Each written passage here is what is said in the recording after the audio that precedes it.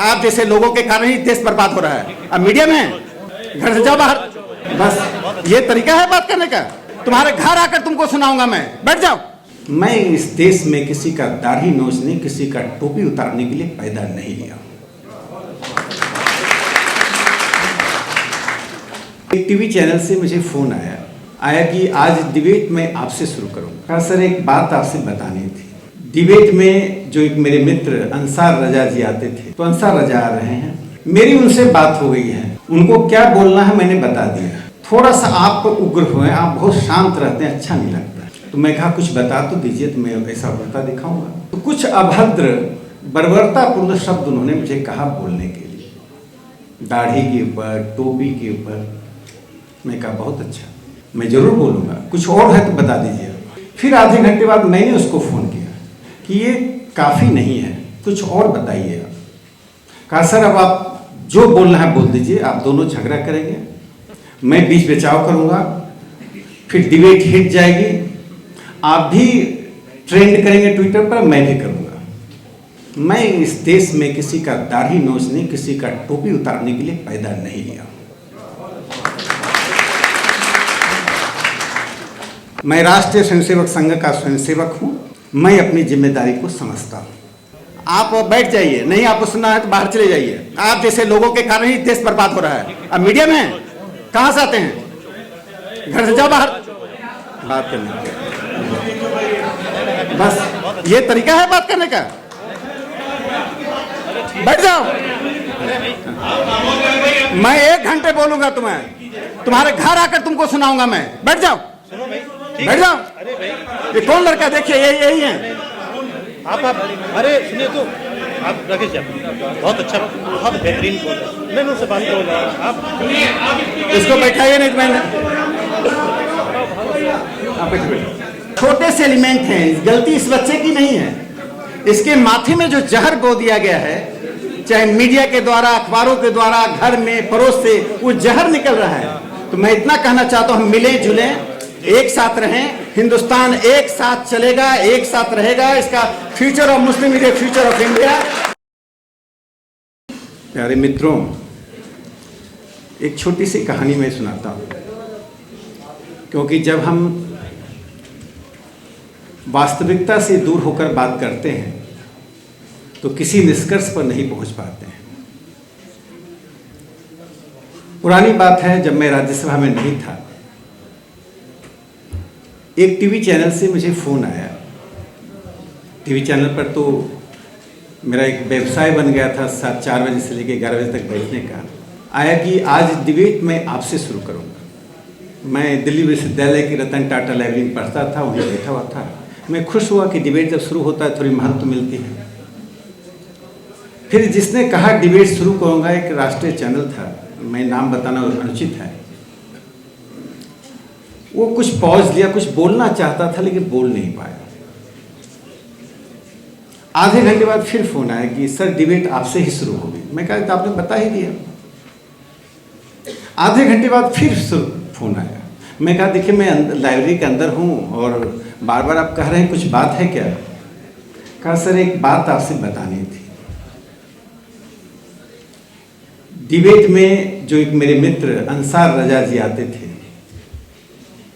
तो अंसार रजा आ रहे हैं, मेरी उनसे बात हो गई है। उनको क्या बोलना है मैंने बता दिया। थोड़ा सा आप उग्र हुए, आप बहुत शांत रहते हैं, अच्छा नहीं लगता। तो मैं कहा कुछ बता तो दीजिए, तो मैं ऐसा उग्रता दिखाऊंगा। तो कुछ अभद्र बर्बरतापूर्ण शब्द उन्होंने मुझे कहा बोलने के लिए, दाढ़ी के ऊपर, टोपी के ऊपर। मैं कहा बहुत अच्छा, मैं जरूर बोलूँगा, कुछ और है तो बता दीजिए। फिर आधे घंटे बाद मैंने उसको फ़ोन किया कि ये काफ़ी नहीं है, कुछ और बताइएगा। कहा सर अब आप जो बोलना है बोल दीजिए, आप दोनों झगड़ा करेंगे, मैं बीच बचाव करूँगा, फिर डिबेट हिट जाएगी, आप भी ट्रेंड करेंगे ट्विटर पर, मैं भी करूँगा। हो गया। फिर उस चैनल की गाड़ी आई, उसका फ़ोन आया कि सर आपसे डिबेट शुरू होना है, नोएडा आने में शाम को दिक्कत होती है, आप जल्दी चले जाइए। मैं कहा मैं नोएडा नहीं आ पाऊँगा, मुझे मुंबई जाना है, कोई अचानक काम आ गया है। कहा सर अचानक क्या होगा, डिबेट आपसे शुरू करना, मैंने किसी से बात भी नहीं किया है, अब मैं किसको बुलाऊंगा। मैं कहा कुछ बहुत ज़रूरत काम आ गया है। कहा क्या बताएं सर, कुछ खास बात है क्या। मैंने कहा आपने जो मुझे निर्देश दिया उसका मैं वॉशरूम में जाकर कई बार रिहर्सल किया और अपनी सूरत देखता रहा। फिर मैं देखा मेरी लंबाई भी अच्छी है, देखने में भी बुरा नहीं हूं, तो मैं क्यों नहीं मुंबई जाकर ही एक्टिंग कर लेता हूं।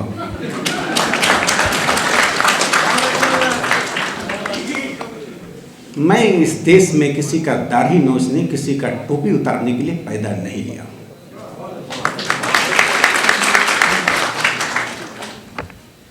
जो लोग उतारे हैं उनसे मैं लड़ने के लिए पैदा लिया हूं। मैं राष्ट्रीय स्वयंसेवक संघ का स्वयंसेवक हूं। मैं अपनी जिम्मेदारी को समझता हूं। इसलिए मैं एक बात बताना चाहता हूं, हम किसी परिवार के सदस्य होते हैं, किसी स्कूल कॉलेज के छात्र होते हैं, किसी के दोस्त होते हैं, किसी समुदाय के होते हैं, लेकिन उसके बावजूद भी हम स्वयं में एक व्यक्ति होते हैं। मैंने उस वक्त अपनी जिम्मेदारी समझी और हल्की लोकप्रियता से बचते हुए मैंने उस दिन से कम उस चैनल पर, मैं ये घटना 2016 की है, 25 हो गया, 9 साल में उस चैनल मुझे नहीं मिला है। अब बात रही, मुझे एक बात अच्छा नहीं लगा, जब ख्वाजा साहब बोल रहे थे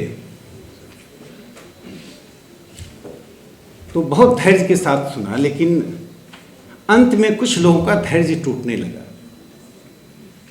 यदि इतनी जल्दी आपको धैर्य टूट जाएगी तो फिर आपको हिंदुस्तानी कहलाने का अधिकार नहीं है। इस्लाम में मूर्ति पूजा नहीं है, लेकिन हिंदुस्तान में हिंदुओं के बीच एक आर्य समाज है जिसमें मूर्ति पूजा का विरोध होता है। और 17 नवंबर 1869 को काशी में, जिसमें हर चौक चौराहे पर मंदिर है, अनंत मूर्तियां हैं, वहां पर स्वामी दयानंद सरस्वती 300 पंडितों के साथ मूर्ति पूजा के विरोध में तर्क तथ्य के साथ बहस कर रहे थे। 50,000 की भीड़ थी। काशी का राजा उसकी अध्यक्षता कर रहा था। न किसी ने किसी पर पत्थर फेंका, न किसी ने फूल बरसाए। दोनों में विवाद चलता रहा। विवाद के साथ हिंदुस्तान का संवाद चलता रहा। ये है हिंदुस्तान। इसलिए ख्वाजा साहब जब बोल रहे थे, धैर्य से सुनिए। जिन लोगों को उससे आपत्ति हुई उनको अपने ऊपर सोचना चाहिए कि हम में धैर्य की क्षमता क्यों नहीं। एकरा जी बहुत अच्छी पार्लियामेंट्रियन होंगी। आज जैसा उन्होंने भाषण दिया मुझे बहुत प्रभावित किया। उन्होंने जो बात कही उसको मैं यथार्थ में बताना चाहता हूं। मैं बिहार के बेगूसराय से हूं और बेगूसराय कॉन्स्टिट्यूंसी को आप अच्छी तरह भलीभांति जानते हैं कई कारणों से। राज्यसभा में जाने के पहले की बात है, टेलीविजन चैनल पर आने के कारण लोग सूरत देखकर पहचानने लगते हैं। मैं जब गांव जाता हूं तो एक लखवनिया का बाजार है, उसमें 2 हिस्से हैं, बलिया और लखवनिया। लखवनिया मुस्लिमों की बस्ती है और बलिया हिंदुओं में ज़्यादा रहते हैं, लेकिन पता नहीं चलता है कि कौन कहाँ रहता है। तो मैं उस सब्जी की बाजार में शाम को घूम रहा था, तो पीछे से एक नौजवान, तो उन्होंने कहा मैं अतुर रहमान, मैं जामिया में केमिस्ट्री पढ़ाता हूँ। मैं चैनल पर आकर निश्चित तौर पर ऐसी बातें नहीं करता हूँ जो सामान्य मुसलमानों को, बहुत से मुसलमानों को अच्छा लगता होगा, या मैं जिस विचारधारा से हूं वो विचारधारा को स्वीकृत हूं। लेकिन मुझे वो बंगाल याद आ गया। उनके मन में यह था कि मेरे गांव का एक व्यक्ति आज राष्ट्रीय स्तर पर जाना जा रहा है, उसको खुशी इस बात की थी। इसलिए हिंदुस्तान में स्थानीयता का बहुत महत्व है, उस स्थानीयता को मत भूलिए। मुस्लिम लीग के हेडक्वार्टर को पता ही नहीं था कि आरएसएस क्या है। लेकिन जब पोलराइजेशन करने की बात आई, चूंकि RSS the most visible Hindu organisation due to साका, गणवेश के कारण, परेड के कारण, ड्रिल के कारण, तो 15 मई 1946 को एक पहला एडिटोरियल डॉन अखबार में आया जो मुस्लिम लीग का अखबार था। उसमें लिखा कि आरएसएस पर बैन लगाओ, क्योंकि they are danger to the Muslims. और गांधी नेहरू से अपील की कि आप हमारे साथ रहिए। 15 दिन बाद 31 मई 1946 को दूसरा एडिटोरियल आया, जिसमें गांधी नेहरू की आलोचना की गई कि आपने आरएसएस पर बैन लगाने के लिए कोई कोशिश नहीं की, क्योंकि RSS is becoming a most danger for the Muslims. वो भूल गए कि 1934 में सेंट्रल प्रोविंसेस में आरएसएस पे 2 दिन का डिबेट चला, पहली बार हिंदुस्तान के इतिहास में। इसलिए मैंने कहा खुलकर बात होनी चाहिए, मन से बात होनी चाहिए, मन में कोई भ्रास है तो वह भी निकालना चाहिए और दूसरे को सुनने की क्षमता होनी चाहिए। तो जब डिबेट हुआ, उस 2 दिनों के डिबेट में आरएसएस पे कम्युनल होने के कारण बैन करने की बात हुई, तो सबसे ज्यादा प्रोटेक्शन आरएसएस उस वक्त न जनसंघ था, न हिंदू महासभा था। उसमें सबसे ज्यादा प्रोटेक्शन एमएस रहमान नाम के व्यक्ति उठे, जो member of Central Provinces and Berar Legislative Council थे। उन्होंने कहा on such matter silence is golden, but now I have to speak. उन्होंने सवाल किया कि मैं तो कभी संघ को दंगा करते नहीं देखा, जैसे मुस्लिमों का ऑर्गेनाइजेशन वैसे हिंदुओं का ऑर्गेनाइजेशन है, और सरकार का वो बिल डिफीट हो गया। तो मैं जो कहना चाहता हूं, यह जो नैरेटिव क्रिएट की जा रही है कि 2014 के बाद भारत बदल गया, 2 बातें रेखांकित कर लीजिए। हिंदू समाज रिफॉर्म को प्रोत्साहित करता है। ईश्वर चंद्र विद्यासागर विधवा विवाह के समर्थन में आया। आपको मालूम है विधवा विवाह की हालत क्या थी? 1921 के जनगणना में आया कि 1 साल से कम उम्र की 597 बच्चियों को विधवा डिक्लेयर कर दिया गया था। 1 साल से कम उम्र की। 2 साल की 494, 3 साल से कम उम्र की बच्चियों को 1207। ये आंकड़ा बढ़ता गया। मैंने एक जिसका जन्म नहीं हुआ विधवा डिक्लेयर कर दी गई। ईश्वर चंद्र विद्यासागर इसके लिए अभियान चलाया, तो उनके विरोध में एक बहुत विद्वान व्यक्ति राधाकांत देव उनके सामने खड़े हो गए। जब दस्तखत हस्ताक्षर का अभियान चला, तो राधाकांत देव को 37,787 लोगों ने साइन किया और ईश्वर चंद्र विद्यासागर को 987 लोगों ने दस्तखत दिया। लेकिन हिंदू समाज ने ऐसे 37,000 लोगों को खारिज कर दिया, 900 लोगों को स्वीकार कर लिया। हमने विधवा विवाह को स्वीकार कर लिया और वुमेन रिफॉर्म की बात। यदि आप में रिफॉर्म की बात होती तो प्रधानमंत्री नरेंद्र मोदी जी को ट्रिपल तलाक बिल लाना नहीं पड़ता। I consider this is the most revolutionary, most radical, most desirable reform by any prime minister who has done, that is Prime Minister Narendra Modi ji. यदि वोट के लिए वो करना होता तो नहीं करते। मैं ऐसे लोगों को सुन चुका हूं जिन्होंने कहा था कि मुसलमानों को साइकिल में पंचर लगाने के लिए छोड़ दो, वहां उलझा रहने दो। प्रधानमंत्री ने कहा आपके हाथ में कंप्यूटर और आप में कुरान की बात नहीं। यूपीएससी का एग्जाम,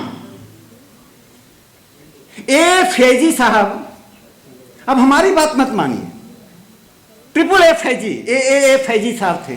मोइन सकीर थे, पॉलिटिकल साइंटिस्ट थे। ये ए फैजी साहब को तो मान लीजिए, क्यों फैजी साहब पॉइंट ऑफ रेफरेंस नहीं होते?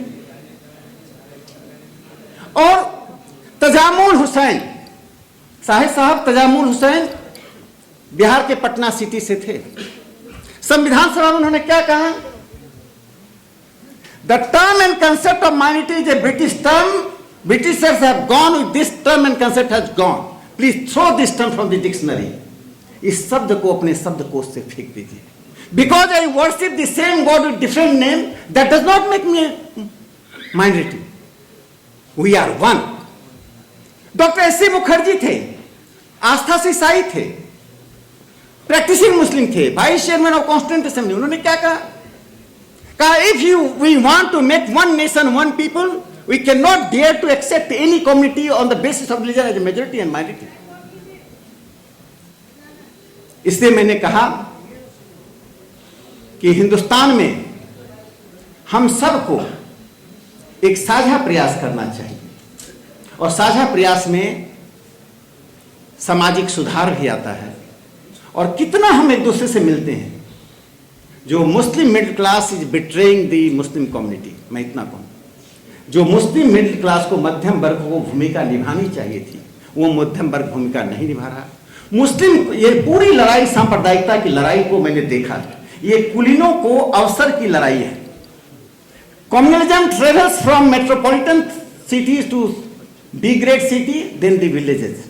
कभी भी सांप्रदायिकता गांव से शुरू होकर नई दिल्ली नहीं पहुंचती है। सांप्रदायिकता नई दिल्ली, कलकत्ता, चेन्नई, माने बड़े शहरों से छोटे गांव तक पहुंचती है, और अधिकांश मुसलमान और हिंदू गांवों में रहते हैं।